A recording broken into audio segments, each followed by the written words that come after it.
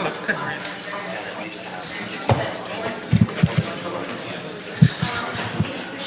afternoon.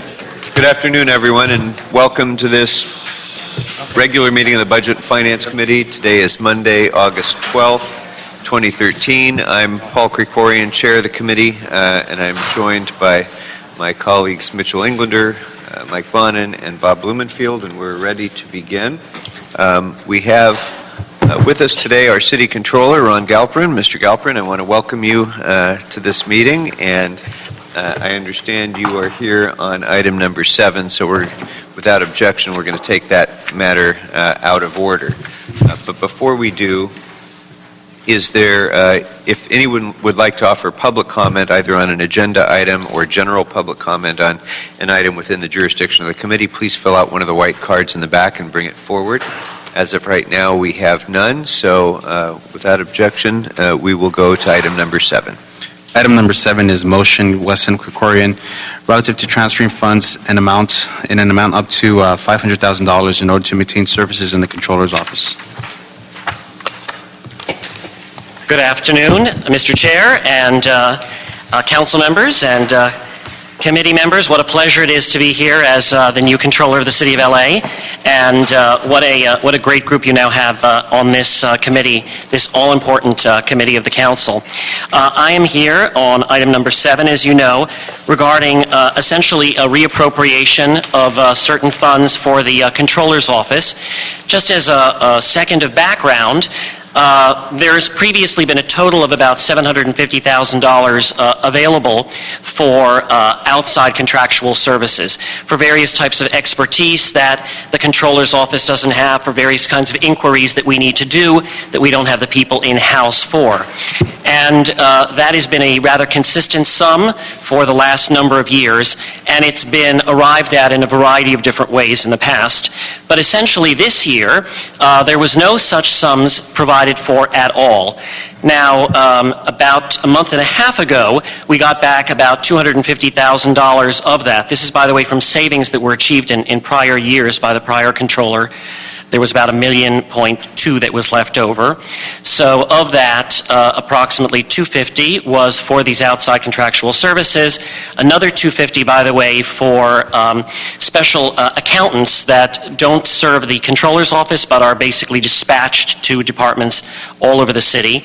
And so this that we're here for today is for that other $500,000 to just basically bring us to that $750,000. It should also be noted that we've got about 13 auditors all told, and this compares to best practices, which are to have somewhere around 6 auditors per $1 billion of general fund money. And so we're well behind on that, but we're going to make the very, very best use of that money. That I can assure you.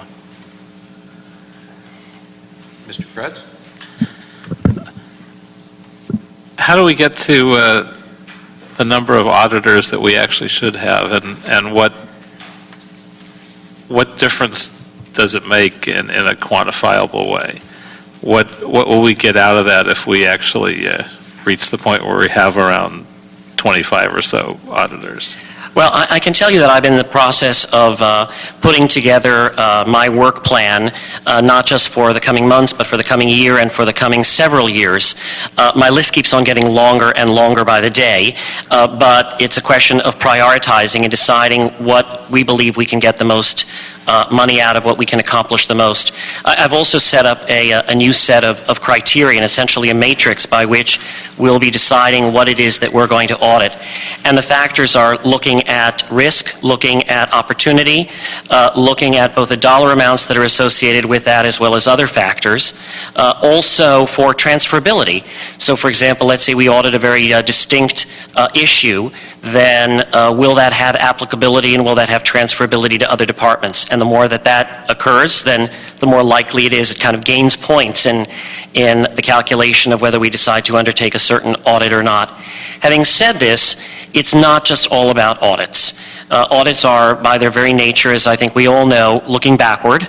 A lot of what I intend to do is about looking at best and leading practices, looking at recommendations that kind of move us forward as opposed to just looking at how we have performed in the past, looking at putting together white papers on a variety of different subjects, and seeing what's being done elsewhere that we can learn from and that we can adapt. You don't necessarily need to do an audit for that, but these kind of outside resources are very helpful in providing us with that kind of expertise, that kind of research, those kind of recommendations. And the $500,000 specifically, what would we miss if we didn't allocate that? Oh, a lot. As I think you know, there are a lot of things that, quite frankly, just because of a lack of time and a lack of resources, we're already not looking into. And that is with the resources that we've had of being able to spend up to $750,000 a year for those outside resources. If you're down at $250,000 in outside resources for a city the size of Los Angeles and for the kind of operations that we have, I can't necessarily put a number on it, but I can assure you it would be a huge potential loss to us, both in terms of opportunities and in terms of real money that we're going to lose. Very good. Thank you. It's probably hard to quantify it, but I could certainly see, for example, a correlation between additional auditing resources and being able to prevent ongoing year-over-year accounting mistakes, such as we saw in the Department of Transportation that cost $42 million to the general fund over the course of those years, by way of example. But actually, if I may on that, just comment, I couldn't agree with you more. And one of the things that we are spending quite a bit of time on already, and that we're going to spend a lot more time on, are everything having to do with the special funds. And there are somewhere around 500 special revenue funds, but you add up all the various special funds, and we're at well over 1,000 of them right now. We've also been working with the CAO's office on this. And the first step that we're undertaking, among other things, is just taking a look at the data from sort of a 30,000-foot level, because you can't really get into the details of every single one of these funds all at once. But having said that, we're the keeper of vast data through our financial management system and making a variety of data inquiries into that. So that would include, for example, looking at various funds that have had receivables outstanding for X period of time, looking at funds that owe money to the general fund, looking at funds that have been nascent for a period of X time. And that will help guide us which ones we need to look at in greater depth. But there's a lot of money there and a lot of opportunity. thank you. Colleagues, anything further? Mr. Blumenfield? So I'm looking at this item. I have a little confusion on how it all adds up. Although I want to support this item primarily because we have a new controller who's an activist controller who I've met with you before, and we've talked about all the ways that I know you're going to save this city a tremendous amount of money. And it's sort of putting this money into the budget is sort of like betting on the come. We know we put this in for this type of services, and it's going to pay off. So I believe in that and going to support this item. I'm not sure why the Budget Committee in the past didn't put it in, and why it has to be a reappropriation versus just doing it straight out as a general appropriation. But these are some questions. Maybe I'm learning this new budget process is different than the process I'm used to, and how it all adds up, because you can look at it one way and it looks like $1 million, and you look at it another way, it's $750,000. So it's more of a comment than a question, unless you want to sort of speak to the issue of reappropriate. Is it just reappropriating it because it's coming? You're looking at a fund where it's coming out of designated funds that have already been swept. Because if I'm not mistaken, that money has been swept. So why call it a reappropriation? Why not just call it a straight out appropriation? Well, I too am learning every day more about the particularities of the budget process here in the city of Los Angeles. Much that one thinks one knows, one learns more every single day. But basically, the CAO had previously estimated somewhere around $660,000 that would have been essentially swept from the funds within the Controller's Office. In fact, the Controller's Office was left with somewhere around $1.2 million. So what happened several weeks ago was that, as I mentioned, $250,000 of that was essentially provided back to the controller for these outside services toward that $750,000. The other $250,000 is really not money that is used by the controller's office per se. This is really for those accountants that go out there and serve a variety of different departments on an as-needed basis. It's also a pool of retired accountants and others. So that with this 500 that we're asking for now, we basically just get back to the 750, which is what the controller's office has had for the last 5-6 years. And by the way, the value of 750 today is significantly less than it was all those years ago. Council members, technically speaking, it's an additional appropriation to the controller's budget if you move forward with this. The reason it's termed a reappropriation is because there's a nexus tied to savings realized by the controller in the prior fiscal year. So those savings, as you noted, were swept and put in and reverted to the reserve fund. And the reason why it's being referred to as a reappropriation is that in theory we're using those savings to pay for this in this fiscal year. So the money was already swept and baked into the budget, so to speak, in terms of the budget that we passed prior to the new. Yes, there's an assumption that we use and the CLA uses as far as what we think is going to be reverted to the reserve fund through the year in closing. It's not an exact number. We actually don't know what that number is until the controller finishes the year in closing. And so at that time, we'll know where exactly we stand with the reserve fund. So was there an assumption about the amount of money that was baked into the budget? Yes, it was. If I could have staff come up. I believe it was 660,000 was the assumption at the time, but in fact, it turns out to be 1.2 million. That was specific to the controller's office, but we have when we do our citywide assumption, I think we use. If you could go to the table, please. So 580 above. You get a 580 above what had previously been baked in. So, right, that's what you're playing with. Good afternoon, Anime Utem from the CAO. Yes, we did, in our assumption for the reserve fund budget, we did assume that there would be at least about 500,000 that would be swept from the controller to go to the reserve fund as of savings. But according to the controller, they went over and above that 500,000. They reverted about 1.2 million. So technically, we didn't assume the balance of that 1.2. We only assume about 500,000 that would revert to the reserve fund. In a sense, that makes our vote a little easier in that sense. I should hope so. Well, I want to move forward with this regardless of what I said. I think it's important, but I'm trying to understand it. So I'm sorry. Back to the chair. Thank you. Just so, as I'm understanding this is money that the previous controller could have spent but didn't. So you have a plan to spend it, obviously. Are you confident that you'll be able to spend it? Well, I'm not going to spend it just for the sake of spending Right. it or just to use it up. But as I mentioned, first of all, we're going to have and are applying a very strict set of criteria for what it is that we choose to audit. That's number one. Number two is I've been taking a fresh look at all of those consultants who have been providing various services to the controller's office and really assessing what kind of value we have received from each and every one of them.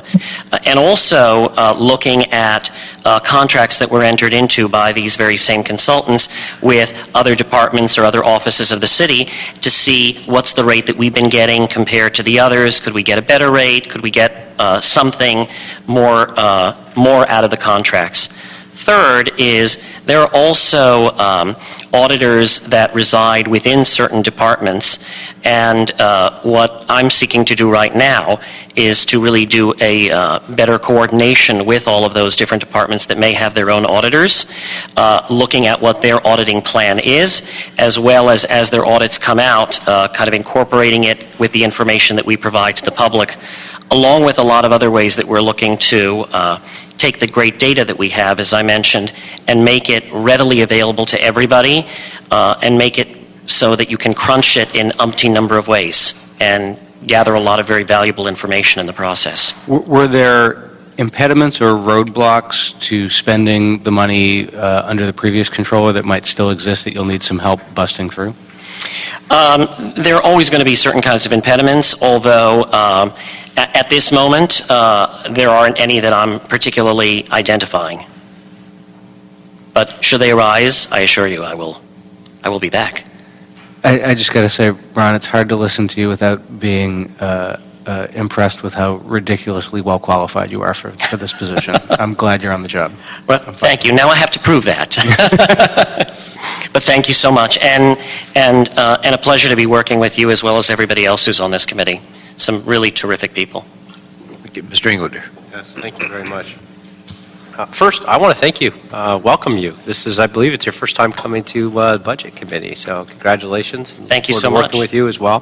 Thank you. And take a little bit of a different approach on this, because when I first saw that this is being proposed to come out of the reserve account, and I know we've guarded that account as best we can and tried to build that up. We have one of the best reserve financial policies in place now that we've met those and exceeded those goals and objectives this year, particularly with the Budget Stabilization Fund as well. But and I respect where you were asking whether it's an appropriation or a reappropriation.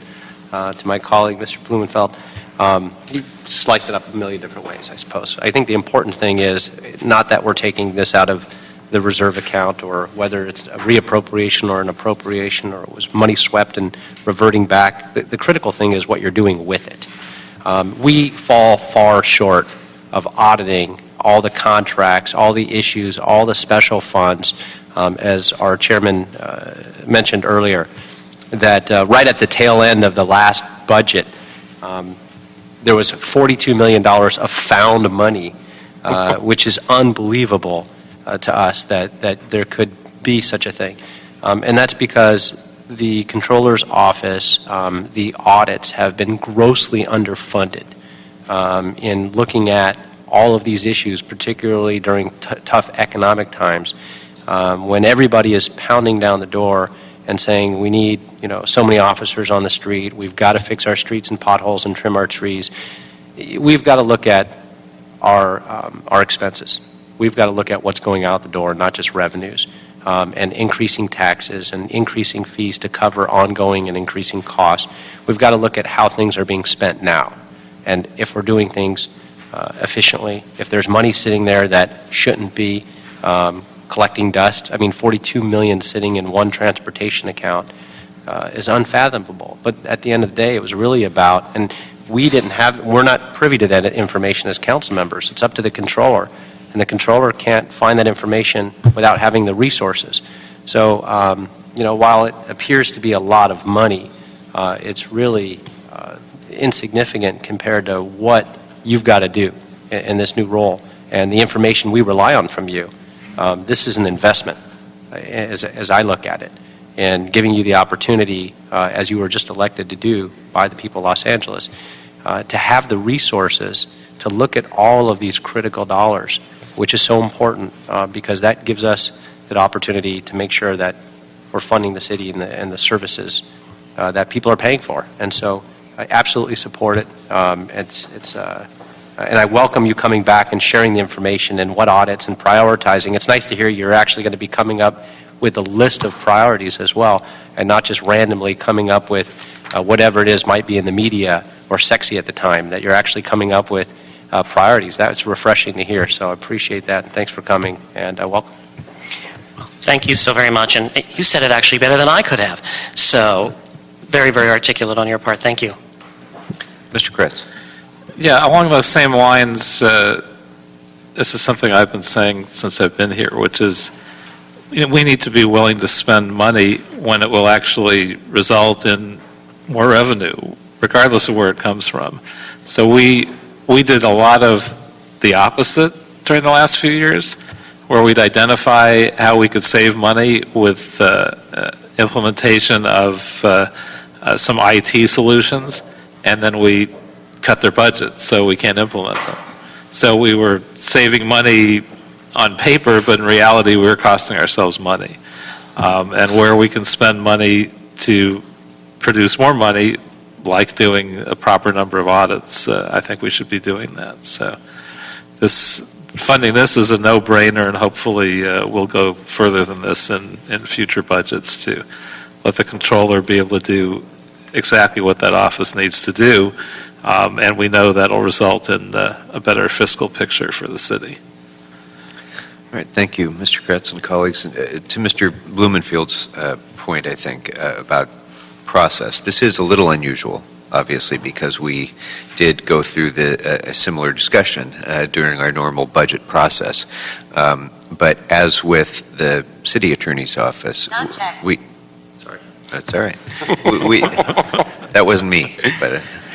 we had heard from all the general managers during the budget process, but of course there were two general managers who were not here yet because they were not yet elected, and our controller was one of those. And so to afford him the deference of being able to take a fresh look at the budget, make a case, take the office in a different direction, that is also consistent with the goals I think that we've all described about finding ways to spend a little more in order to produce a significant positive impact on the budget, I think just makes good sense. But also to Mr. Englader's point about coming back and, following along as as you identify those priorities, go through your triage process. And I think it's important that the CAO and the Controller's Office work together to identify what those priorities are and how that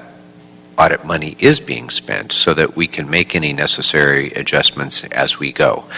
So I would ask that at the time of the next FSR, that your office and the CAO present status, if you will, of how that auditing process has gone, how this money is being spent, whether there's the likelihood that there will be additional surpluses or additional needs that will have to be addressed.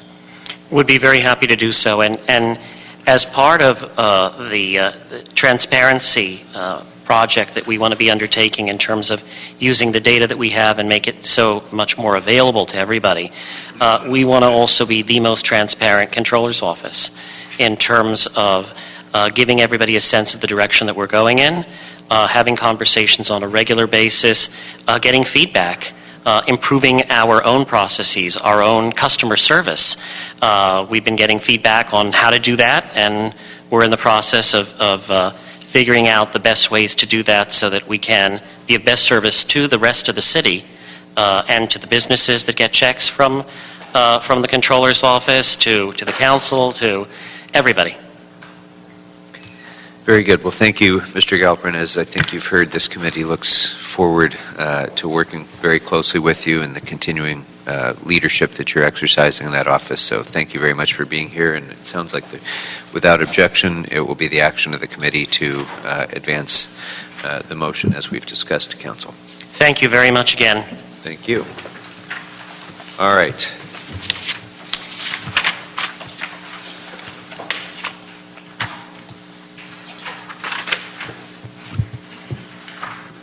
I think we'll go ahead and go back in order and take our closed session item if we're ready.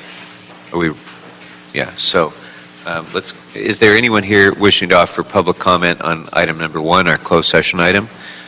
Seeing none, comment on that item is now closed, and we will proceed to closed session. Item 1 those not allowed with all.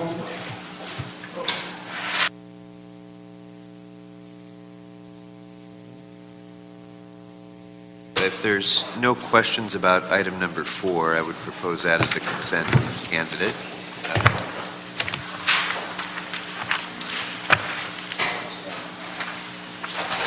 Outside counsel request, item number 4. Skip it.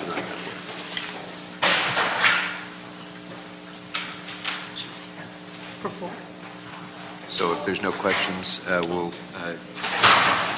approve that on consent. And that'll be the action of the committee. Thank you very much. I appreciate your coming down. That brings us to item number 2. Item number 2 is the City Administrative Officer report relative to establishing the city's 2013-14 appropriation limits. Good afternoon. Good afternoon. Anime Utem from the CAO. Before you is the CAO report on the 2013-14 appropriation limit or GAN limit. The GAN limit is a cap on the amount of revenue the city may appropriate. The state constitution requires the city to establish its limit each fiscal year. Based on the population and per capita income factors provided by the State Department of Finance, the city's 2013-14 limit is approximately $4.8 billion. Of the total city revenue of $7.7 billion, those that are defined as revenue derived from taxes minus exclusion is $3.5 billion. This is the city's appropriation subject to the limit. As such, the city is $1.3 billion below the 2013-14 GAN limit.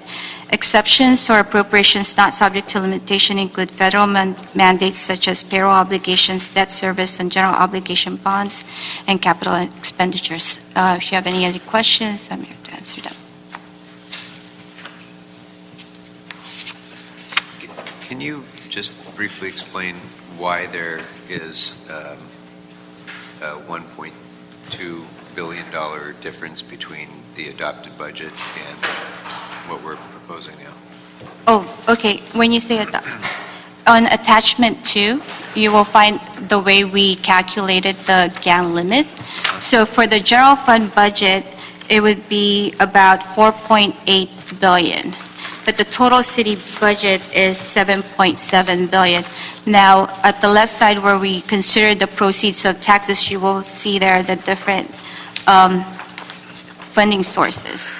From that, we get about $3.9 billion that are considered proceeds of taxes. But we minus all of the exclusion, which would be the debt service, federal mandates, and capital outlay projects. And so that's how we come up with the $3.5 billion that is subject to the limitation for the city.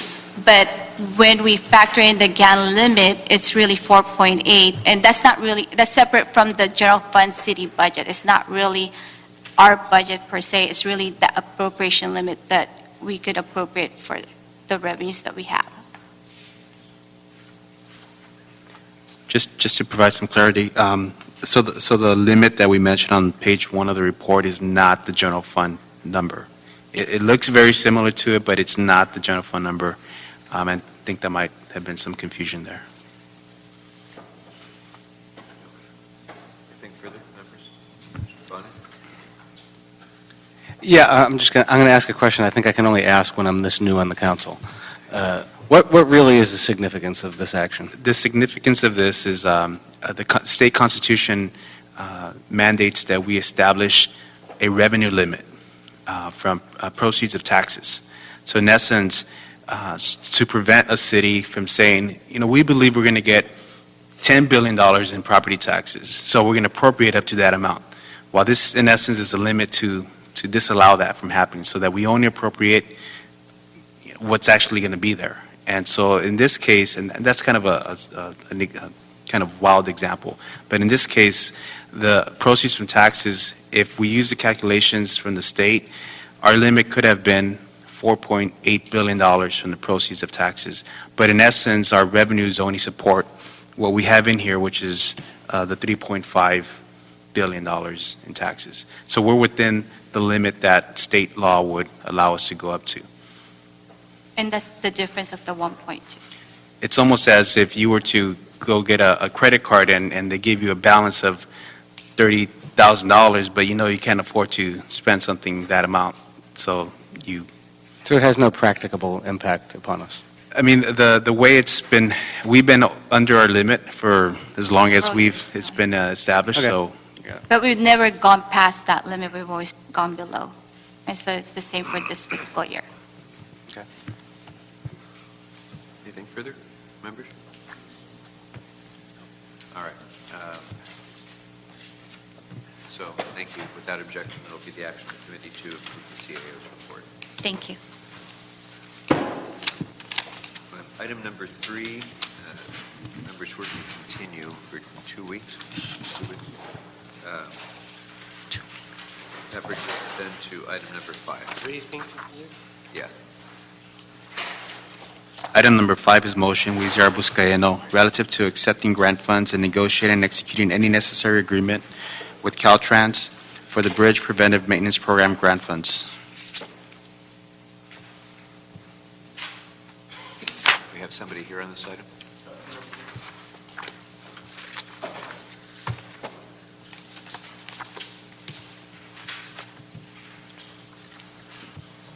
Good afternoon. Good afternoon, sir, and good afternoon, council members. My name is Sunny Patel with the Bureau of Engineering, and this motion is related to accepting the funds from Caltrans. Caltrans has developed a program called BMPM, a Bridge Maintenance, Preventive Maintenance Program, to assist the local agencies to create a priority list for bridge maintenance. And at their request, Bureau of Engineering applied for this program, and we got a preliminary authorization for $100,000. And the way the program works, it gives 88.5% of $100,000 from the federal government, and city need to match 11.5%. And we need your authorization to accept the funds. What's the differentiation between what this money is going to be spent on and what the city's existing bridge improvement program is spending its money on? How do they differ? Okay, this program essentially authorized local agencies to come up with a priority list to make studies, not any actual capital expenditure. This will allow us to establish a list of priority for all bridges for maintenance, so small like cracks and spalls and potholes. And So the inspection, analysis, and prioritization of those projects projects, is yes. paid for here, and that would then supplement the work that's already being That's done correct. in the improvement. That's correct. Okay.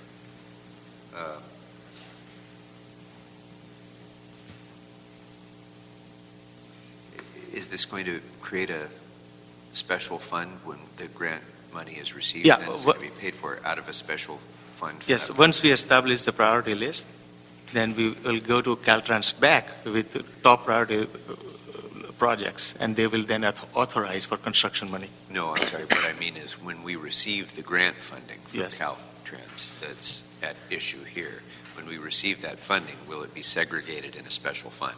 No, there will be a special fund in the bridge maintenance program that's established within the Bureau of Engineering. There's already a special fund established. It'll be an account within the special fund, a separate account within the fund. Okay, and is there any general fund burden that comes with administering it, or anything else where any other appropriate reimbursement Well- that should come to the general fund? Based on the limited information in the motion, it appears as if there is a city match, and it is coming from the general fund, and that's the $11,470,000. However, it does appear, and again, this is only from the motion, that these funds are already within the department's account, so there wouldn't be an additional appropriation being made here. It's a transfer of funds from the department's overtime salaries that would be made as the city's match. That's correct. Members? Any further on this? Mr. Blumenfield.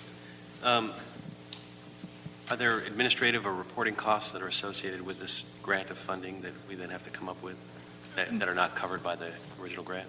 No, there are no administrative costs on it. And then sort of to the chair's point about, does this supplant any of our existing, we're obviously doing some of this work already, so does it supplant it, and then does that make us free up other monies to do other things? No, we are applying for the new funds. We don't have funds for regular maintenance. You don't have any funds to do this kind of inventory work No. currently. So without this grant, we would not be looking at the... We would not be doing this priority work, yes, sir. Okay. And then once we let's say we do this priority work, are there plans in the works to actually do the business of fixing? Yes, that most definitely. And where do those funds come from? Or that would be a separate application? There will be a separate application back to Caltrans, and if they authorize, then they will get us some money for the construction of this. Well, they would have different funds, and we'd have to apply for those and Yes. find money from the city, matching funds and Matching all the rest. funds, yes. Probably also heavily matched by the feds, right? Yes, almost always 88.5% federal matching. And remaining 11 and a half local agencies match. Which is always, it's always a great deal to get 80%. That's a great deal. 88%. Yeah. That's why we proactively went after Caltrans and begged them to please allow us to do this study, and they approved preliminary. Anything further? Okay. Without objection, then it'll be the action of the committee to approve the recommendation. Thank you. And that brings us to item number 6. Item number 6 is Chief Legislative Analyst Report relative to approval of an amendment to the subvention agreement between the city and Hanjin International Corporation that established terms for the establishment of a community taxing district and the provision of transit occupancy tax revenues to support development of the Wilshire Grand Hotel. Good afternoon, John Wickham with the Office of the Chief Legislative Analyst. And this concerns some minor amendments to the subvention agreement between the City of Los Angeles and Hanjin International, the developer of the Wilshire Grand Hotel. When Council approved the original agreement back in March 2011, so here we are 2.5 years later, construction is underway on the project, and it's time to implement some of the terms of the agreement. And as a result of that, we're seeing that there were a couple minor issues in the agreement that needed to be or should be addressed. The developer had identified a few things, sent a letter to the city requesting amendments to the agreement on those matters. We took a look at them. We actually identified an additional item that needed to be addressed, and we've brought forward to you an amendment to that agreement so that we can have a clean document moving forward on implementation of the project. If you'd like, I can go through the 5 items that are in front of us here. The first is a recognition of the guarantee term. The original agreement did not know when construction would begin on this project and simply said that the guarantee term would begin when they pulled a building permit. Well, they pulled a building permit on September 11th, 2012, and we just have a minor change in the contract recognizing that date, a very specific date, as opposed to an open end. There won't be any confusion down the line in history when people look at this, 5-10 years from now. The second item is a complicated one, although it's got some simple components to it. Basically, the city required in these hotel deals, the developer is able to receive net new site-specific revenue. And on several of the other hotel deals that we've done, the Headquarters Hotel at LA Live, the Olympic North Hotels, the Grand Avenue Hotel, those were government-owned parcels, or they were public parcels with a parking lot on them. So there was basically no site-specific revenue at that property. This property had a hotel and an office tower on it, and it was generating a significant amount of site-specific revenue for the city general fund. We, as one of the terms for this deal, we required that they would have to cover that set current site-specific revenue before we consider anything additional above and beyond that amount. So we did an actual economic analysis of this deal. We determined that the project was generating $4.2 million in site-specific revenue before anything happened, and required that be covered in a guarantee payment. Sorry to interrupt you, but is that site-specific revenue from all sources or TOT alone? It's all sources going to the city general fund. Okay. So property tax that accrues to the city, sales tax, business tax, parking tax, utility tax. There was a whole range of general fund revenues that our economic analyst, Kaiser Marston, looked at and confirmed. Okay. So we had an actual confirmed amount based on property tax statements, et cetera, et cetera. So the letter of credit is to ensure the availability of that floor of revenues, if you will, before you get to the net. Exactly. Okay. And that guarantee is required through the life of this agreement, which is 25 years. Okay. The first 3 years, the amount of the letter of credit was higher. So the first year they were required to have a letter of credit that's 3 times that $4.2 million. The second year it was 2 times, and it slowly reduced down to one time, so $4.2 million. So what happened was we got to implementation of the agreement, and we saw that the letter of credit was due, and it required a certain amount of time to actually obtain a letter of credit. And so so we basically passed that immediate deadline, and we needed to recognize that we were at that point. The developer made the guarantee payment to the City of Los Angeles that was required by the agreement anyway. So we're at a point now where the first year on the agreement has been in place, the first payment has been made, and we're looking prospectively forward.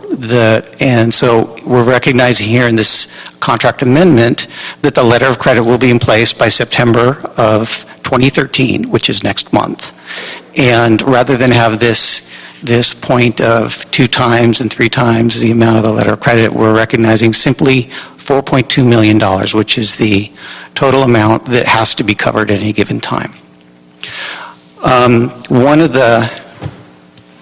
I'm sorry, on that point, Yeah. why was there a disparity before between the amount of the letter of credit and the guarantee payment? The concept was that in the first year, we could draw up to, if they did not make that payment the first year, we could draw up to $12 million. And we would have the first 3 years of the guarantee payment in our bank if they failed. On the theory that if they didn't make the first payment, chances were that We were going to have trouble down the line. Payments too. Exactly. And so here we are, they've made the first payment, and we have one more year where it would be higher than the actual amount of the payment. One other complicating factor in this is, again, we were covering current site-specific revenue on the project, right? And we recognized that the project site would be generating revenue even while they were in a the building was down. And so we recognized credits against any site-specific revenues they would generate. So the maximum is $4.2 million, and any site-specific revenue they generate would be deducted from that $4.2 million. So they're still paying their property tax, for example. And so that just backs it down. And once we got to this point, we got to the first payment, we saw the back down on the amount of the credit, et cetera. We saw that, again, the 4.2, having a letter of credit that was twice the amount of the $4.2 million was excessive. It was incurring a cost on the developer that wasn't necessary. It didn't give us any additional security in this deal. And so based on all of those factors, we recognize that the developer, we recognize this request by the developer to have a simple letter of credit of $4.2 million for this deal year in and year out.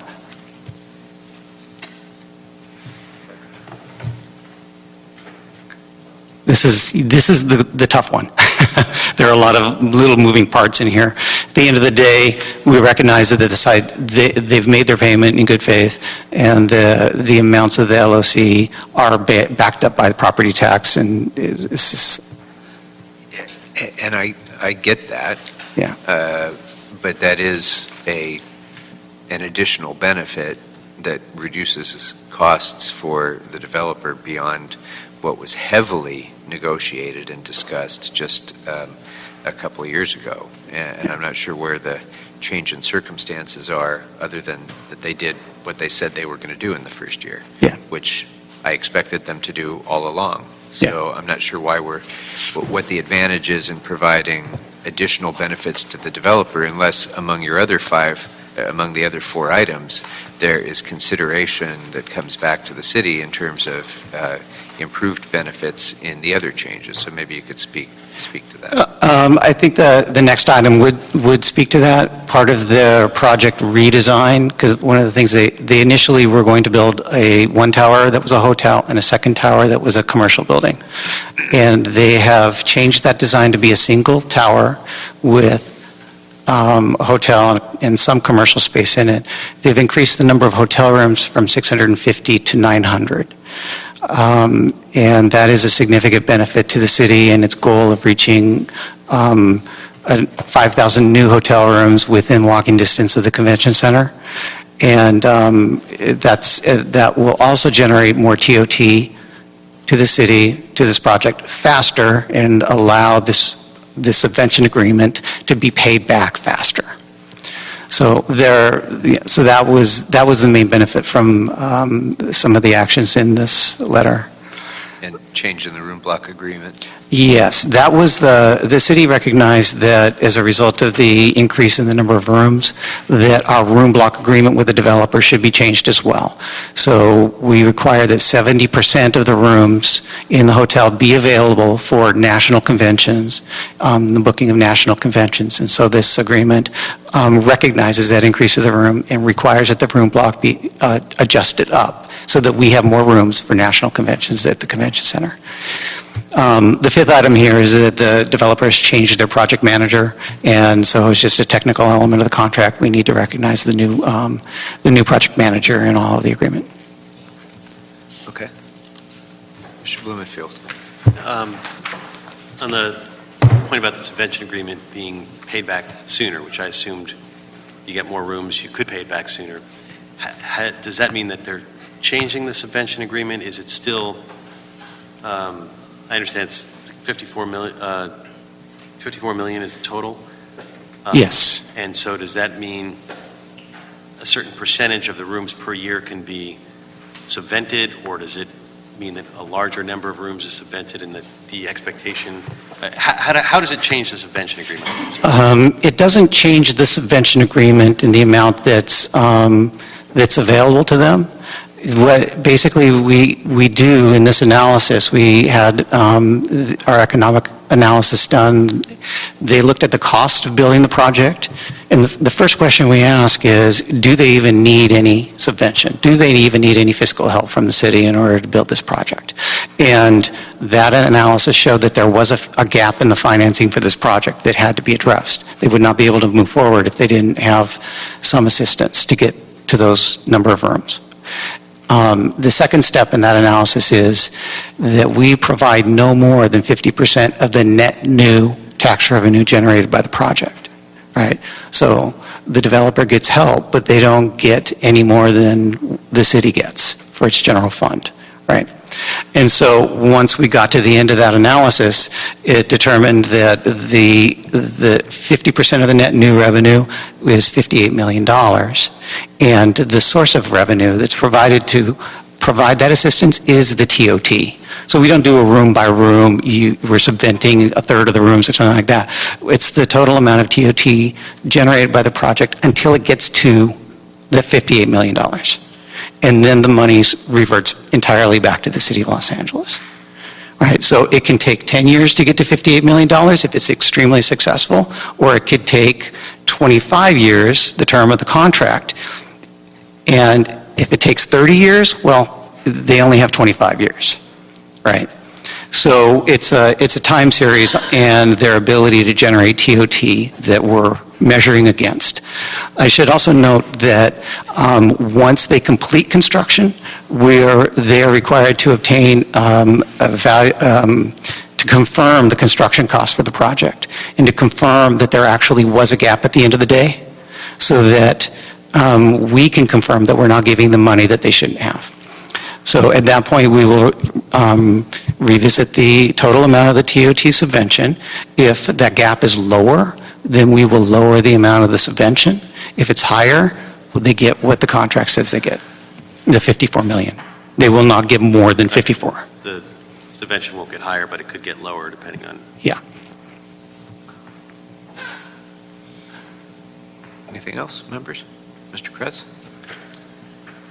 Well, it seems like they're saying that they want this better deal because they made all these changes. If they hadn't made any of these changes, would they, would they not still be coming to us and asking for this reduced level?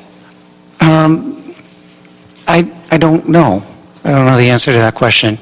I don't see that this is, I don't see this as a major give. These are all technical elements, recognizing some of the design revisions and the change in in the management.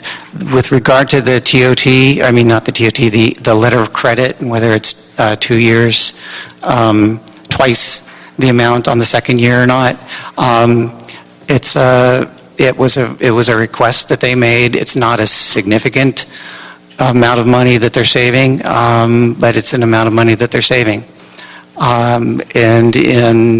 They're a partner in the city. They're putting up a major project. They're creating a lot of jobs. They're creating a lot more hotel rooms than we originally anticipated. It wasn't something that we looked at and thought that we were creating any greater risk for the city of Los Angeles. And so our recommendation is to be cooperative with the developer. Now, it doesn't seem like that big a deal. I'm just wondering why it wasn't there in the first place. Yeah, it was that initial concept and concern of the first year, making sure that we were paid. And now that we've gone through the first year, we see that we're going to get paid. We're going to be covered. Actually, I will give you one more point. I had mentioned the deducts against the $4.2 million that they have every year. One of the deducts in there is a transfer of floor area ratio payment they had purchased from the city of Los Angeles. We recognize that if they make that TFAR payment early, then that would be eligible as a deduct. They made that TFAR payment early, and that was $3.2 million. It's in the city general fund right now. So in effect, out of the $4.2 million payment that's due in May 2014, they've already paid $3.2 million on the TFAR, plus there will be their property tax payment and other payments as well. So really, it's that second year, I mean, we're covered. Yeah, it seems pretty innocuous. Yeah. Okay. Mr. Bonner? No, I'm good. No? Anything further, members? Okay, without objection, it will be the action of the committee to approve the report. Thank you very much. And I think that brings us to the conclusion of our agenda items. Do we have any general public comment cards? All right, then we are adjourned. No, Arnold.